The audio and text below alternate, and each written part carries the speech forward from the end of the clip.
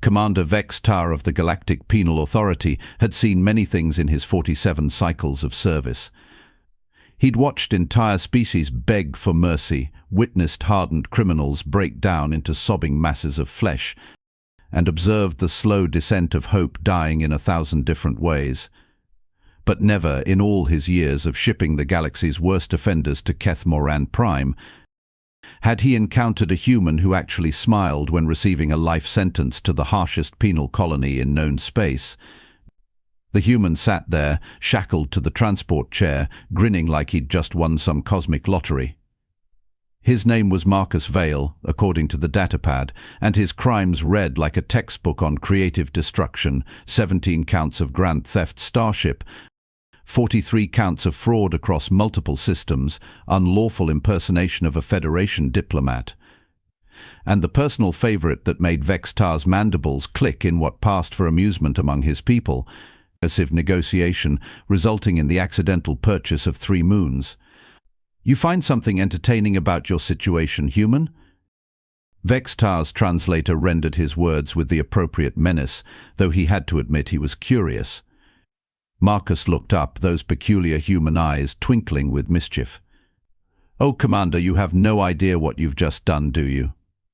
The Zilithian pilot, Korth, turned from his controls with all 4 of his optical sensors focused on the human. "What is the meat creature babbling about?" "See, here's the thing," Marcus continued, completely ignoring the fact that he was talking to beings who could crush him without breaking a sweat. "You've just handed me the keys to paradise.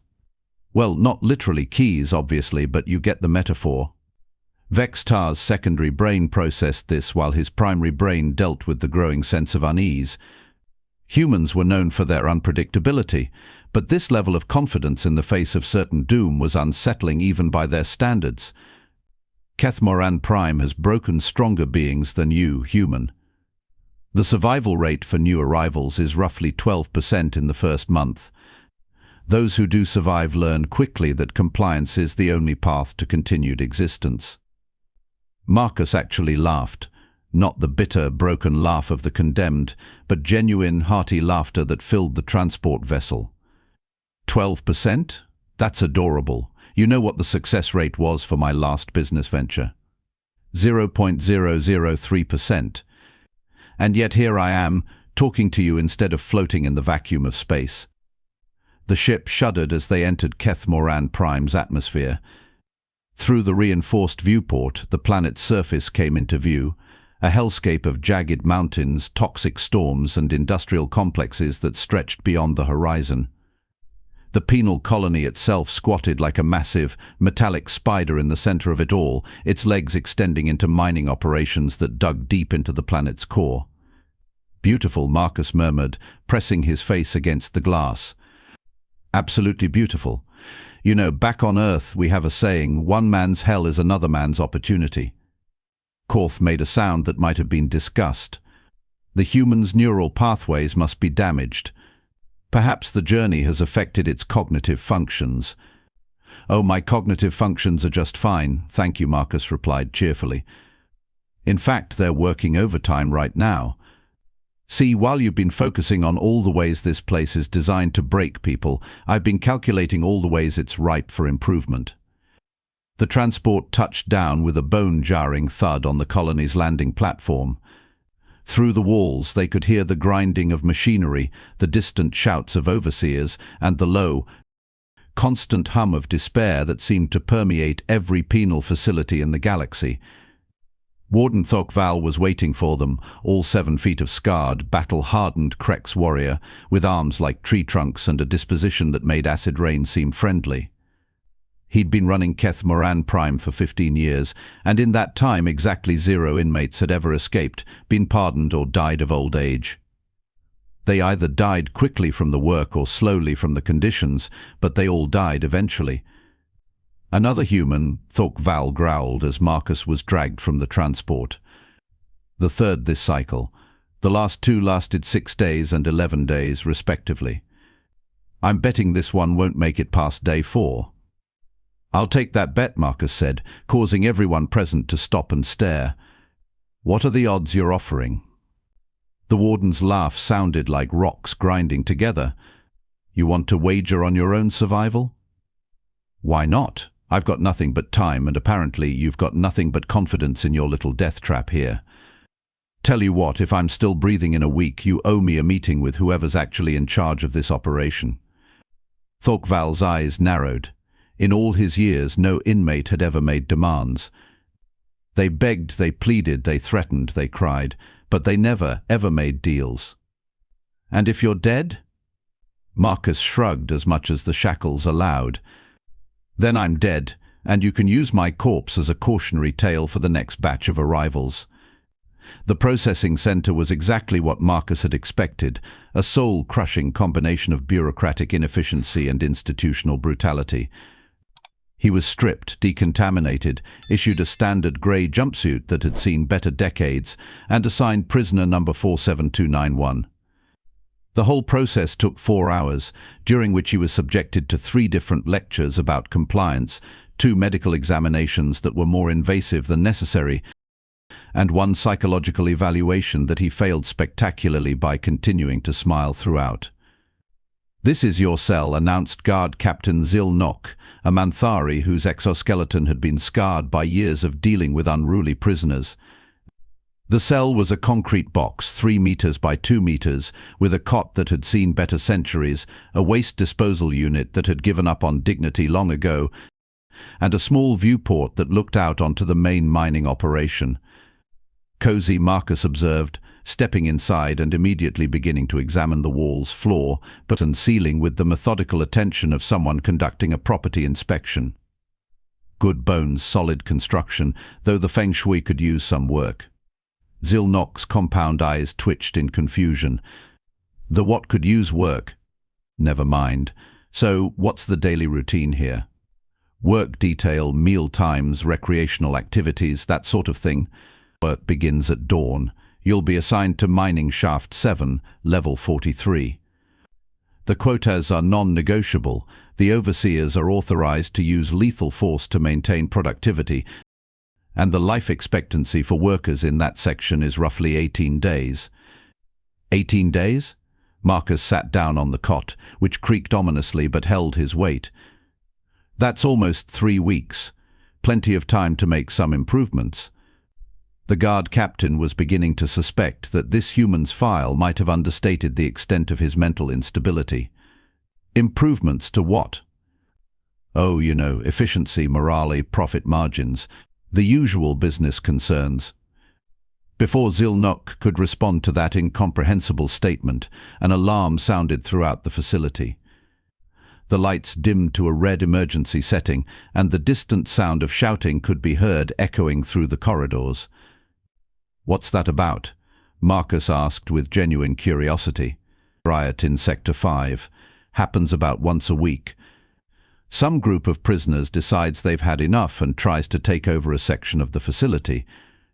They never succeed, of course." "Of course not," Marcus agreed. "Poor planning, inadequate resources, no exit strategy.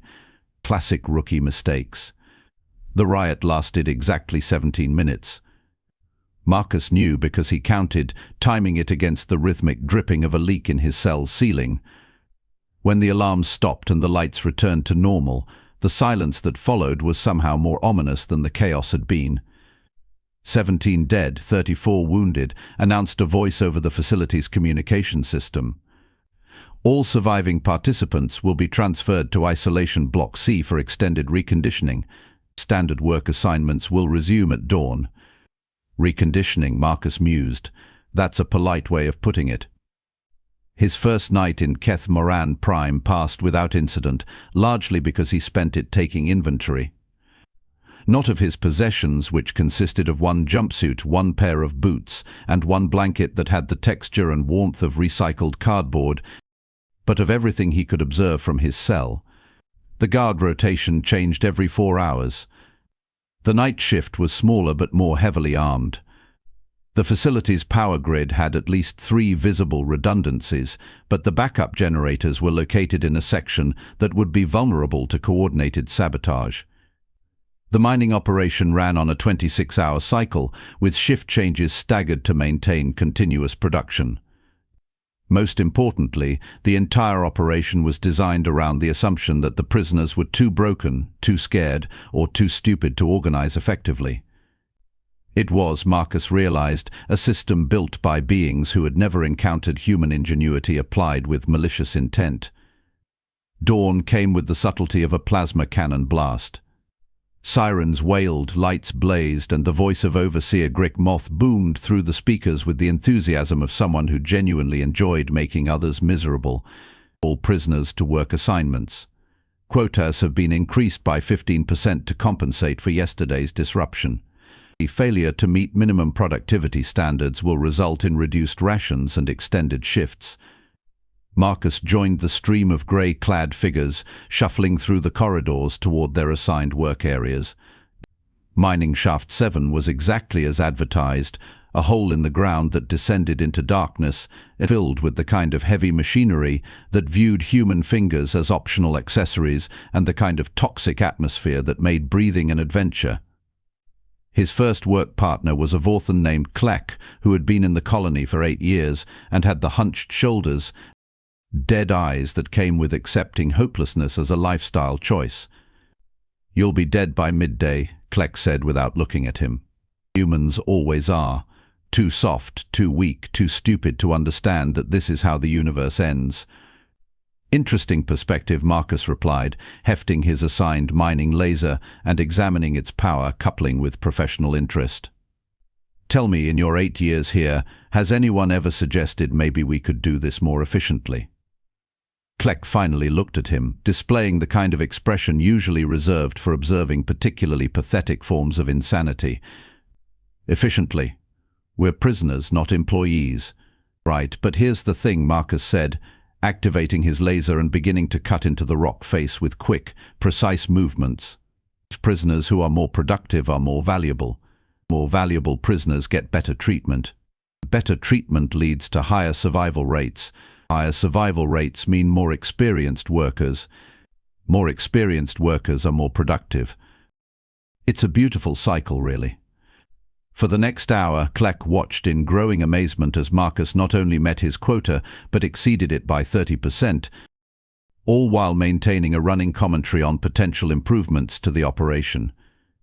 The human had somehow figured out the optimal cutting pattern for their section of the rock face, identified a more efficient route for the ore carts, and suggested 3 different modifications to the ventilation system that would reduce toxic exposure. "You're insane," Kleck finally said. "I prefer entrepreneurially minded," Marcus replied, pausing to wipe sweat from his forehead.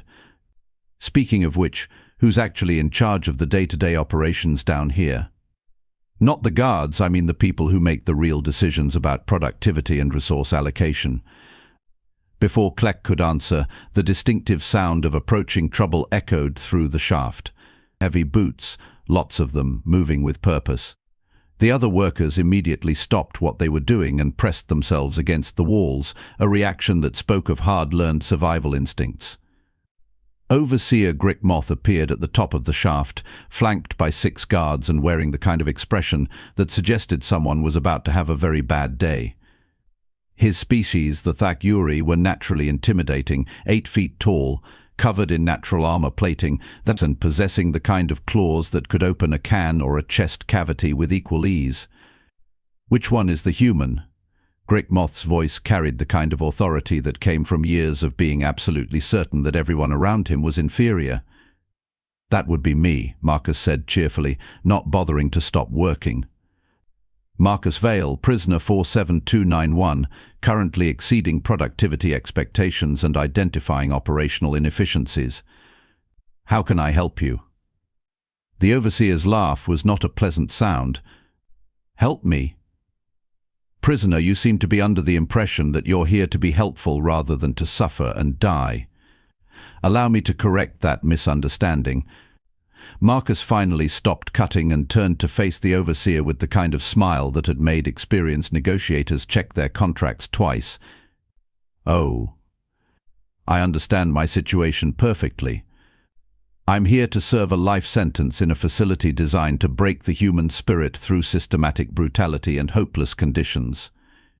What you don't seem to understand is that I've spent my entire career turning impossible situations into profitable opportunities. Profitable? Grickmoth's head tilted in what might have been curiosity or preparation for violence. This is a penal colony, not a business venture. Everything is a business venture if you look at it correctly, Marcus replied. Take this mining operation, for example. You're currently operating at roughly 60% of theoretical maximum efficiency, losing approximately 18% of extracted ore to processing errors, and maintaining a prisoner mortality rate that requires constant replacement of your workforce. The silence that followed was the kind that usually preceded either enlightenment or execution.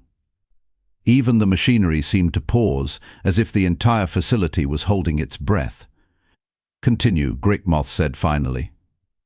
Well, since you asked so nicely, Marcus said, setting down his mining laser and gesturing toward the rock face. Your current extraction pattern is based on maximum volume per shift, which seems logical until you factor in ore quality distribution. The high-grade deposits are scattered throughout the lower-grade material in predictable patterns that your current approach completely ignores. As he spoke, Marcus began sketching diagrams in the dust on the ground, his fingers moving with the confident precision of someone who had spent years explaining complex concepts to skeptical audiences.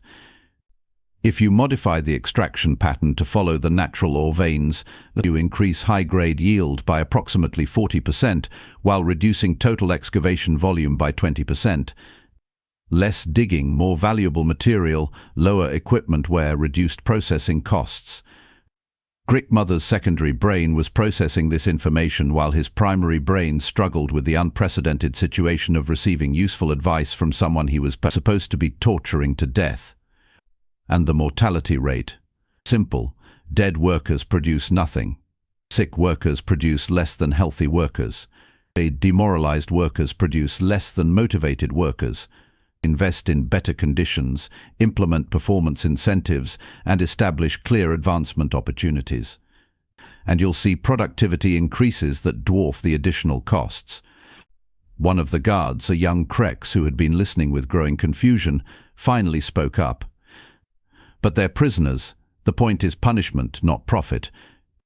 Marcus turned to the guard with the patient expression of a teacher addressing a particularly slow student. Why can't it be both? You want them to suffer? Make them work harder for better conditions. You want them broken? Give them hope and then tie that hope to their performance. You want them compliant? Make compliance the path to advancement rather than mere survival. The overseer was quiet for a long moment, his claws tapping against his armor plating in a rhythm that suggested deep thought rather than impending violence. You have 3 days to prove these theories, he said finally. If productivity in this sector increases, we'll discuss expanding your suggestions to other areas.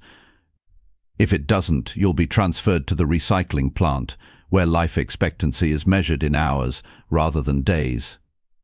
3 days? Marcus's grin widened. I only need 2. As the overseer and his guards departed, Kleck stared at Marcus with something approaching awe. You're either the bravest being I've ever met or the most suicidal. Neither, Marcus replied, picking up his laser and returning to work. I'm just a man who understands that every system, no matter how brutal, has inefficiencies that can be exploited. And once you start exploiting inefficiencies, you're not really a prisoner anymore. Then what are you? Marcus's laugh echoed through the mining shaft, a sound of pure, infectious confidence that made even the most broken prisoners pause in their work. I'm a consultant. Day 2 began with Marcus Vale doing something that had never been attempted in the history of Keth Moran Prime. He called a meeting. Not officially, of course. The prison administration would have found 17 different ways to execute him before allowing such a breach of protocol. Instead, during the morning meal distribution, Marcus simply started talking to everyone within earshot about operational optimization opportunities, while demonstrating improved spoon-holding techniques that somehow made the gruel taste marginally less like recycled despair. "Listen up, people," Marcus announced to the assembled collection of murderers, thieves and political dissidents from 47 different species. "I know you're all thinking this human has finally cracked under the pressure, but hear me out. Yesterday I made a deal with Overseer Grick Moth. If I can increase productivity in mining shaft 7 by 40% in 3 days, we get better working conditions."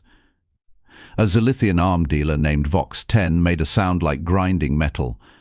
"And if you fail, then I get recycled into component atoms, and you all continue living in this charming establishment until you die of old age, workplace accidents, or terminal boredom. So really, what have we got to lose?" The dining hall fell into the kind of silence usually reserved for moments before spectacular disasters. Even the guards seemed confused by this unprecedented display of voluntary prisoner organization. "Here's what I'm proposing," Marcus continued, pulling out a piece of slate he'd somehow acquired and beginning to sketch with a shard of metal. "We implement a 3-tier productivity improvement system.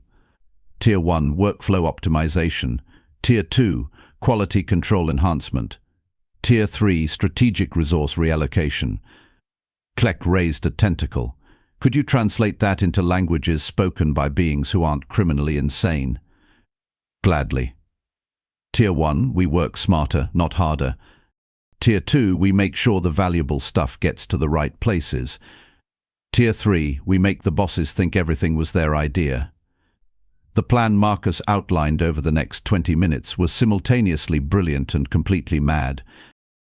Instead of each prisoner working their own section randomly, they would coordinate their efforts to follow the natural ore veins he'd identified. Instead of dumping all extracted material into the same processing hoppers, they would separate high-grade from low-grade ore at the source.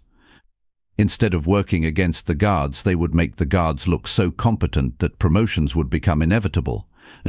"You want us to make our captors more successful?"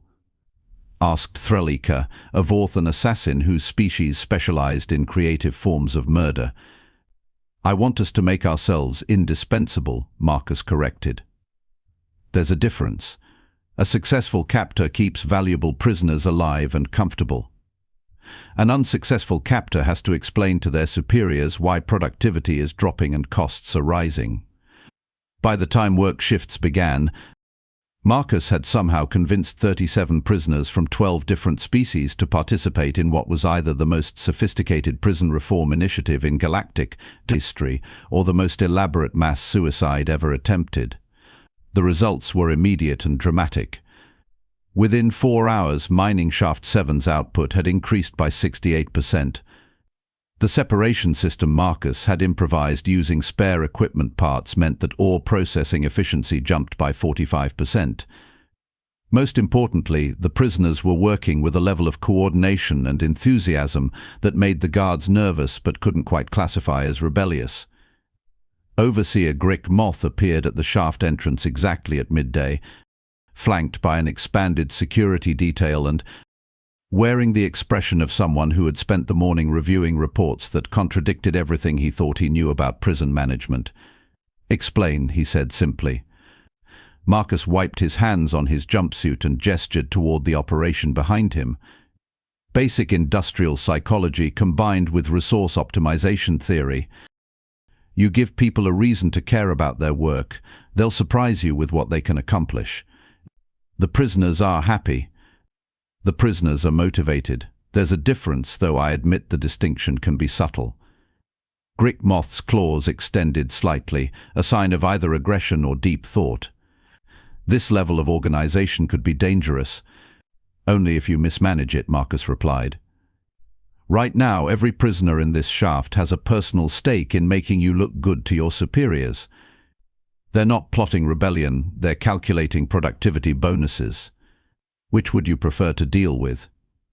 Before the overseer could respond, the facility's emergency alarm began wailing again.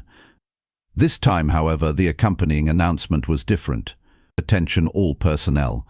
Governor Mal Thek of the Penal Authority will be conducting an unscheduled inspection of Keth Moran Prime. All sections will be evaluated for operational efficiency and cost-effectiveness. Substandard performance will result in administrative restructuring." Marcus's smile could have powered a small starship. Well, that's convenient timing. The next 6 hours transformed Keth Moran Prime into something that resembled organized chaos filtered through caffeinated precision. Marcus somehow convinced the guards to let him consult on preparations for the governor's visit, which mostly involved him running around the facility with a clipboard he'd made from scrap metal and a writing implement he'd fashioned from ore residue. His first stop was the administration building, where Warden Marcus Vale was having what appeared to be a nervous breakdown in 17 different languages. "Warden," Marcus announced, walking into the office without invitation or permission. "I hear you're having some performance anxiety." 3 guards immediately moved to restrain him, but Marcus Vale held up a massive hand. "How did you get out of your work assignment?" "Temporary consulting agreement with Overseer Grick Moth. But that's not important right now. What's important is that in approximately 4 hours, Governor Malthek is going to evaluate this facility based on 3 criteria: productivity, cost efficiency, and operational innovation. And D. Marcus set his improvised clipboard on the warden's desk and began sketching rapidly. "And right now, you're failing spectacularly on all 3 counts. Your productivity numbers are decent but not exceptional. Your costs are high because of equipment maintenance and prisoner replacement expenses. Your innovation score is basically 0 because you're running a 19th century prison with 24th century technology." Marcus Vale's expression shifted from confusion to interest. He continued. "However," Marcus said, his smile widening, "if you implement the improvements I've been testing in Mining Shaft 7 across the entire facility, you can show productivity increases of 40 to 60%, cost reductions of 20 to 30%, and innovation scores that will make other wardens weep with envy. And you're offering this why?" Marcus leaned back in the chair he'd somehow acquired during the conversation. "Because I'd rather be a valued consultant in a successful operation than a dead prisoner in a failing one. Also because I'm betting that a warden who impresses Governor Malthek might be willing to discuss alternative arrangements for certain inmates." The warden was quiet for a long moment, processing this proposal with the careful attention of someone who had learned not to trust anything that seemed too good to be true. "You have 2 hours," he said finally. Marcus was already standing. "I only need 1. What followed was the most intense hour of organizational restructuring in penal colony history. Marcus divided the facility into efficiency zones, established rapid communication protocols using the existing intercom system, and created a prisoner incentive program that somehow managed to increase compliance while reducing the need for direct supervision. The key insight, which Marcus explained to anyone who would listen, was that most prison inefficiencies came from treating inmates as problems to be contained rather than resources to be optimized. Change that fundamental assumption, and everything else became a matter of basic logistics. Governor Malthek arrived in a transport that screamed official importance from its gold-plated hull to its escort of military fighters. He was a Krex like the warden, but older, scarred, and possessed of the kind of presence that made career politicians nervous from 3-star systems away. His inspection began in the administrative wing, where productivity reports showed improvements that seemed statistically impossible. It continued through the mining operations, where prisoners were working with efficiency levels that defied conventional wisdom about forced labor. It concluded in the dining hall, where Marcus was conducting what appeared to be a voluntary educational seminar on advanced ore processing techniques. "Interesting," the governor said, his voice carrying the kind of authority that made mountains reconsider their positions. Warden Marcus Vale explained these improvements. The warden, who had spent the last hour memorizing talking points Marcus had provided, launched into a presentation that would have impressed business school professors across the galaxy. He spoke about human capital optimization, resource allocation efficiency, and innovative rehabilitation methodologies with the confidence of someone who had definitely thought of all these concepts himself. Governor Malthek listened without interruption, his expression unreadable. When the warden finished, the governor turned to Marcus. And you are? Marcus Vale, prisoner 47291, currently serving life without parole for multiple counts of creative entrepreneurship. Also, apparently, the facility's unofficial efficiency consultant. Unofficial. Marcus glanced at the warden, who gave an almost imperceptible nod. Well, I suppose that depends on how this conversation goes. The governor's laugh was like controlled thunder. Walk with me, Mr. Vale.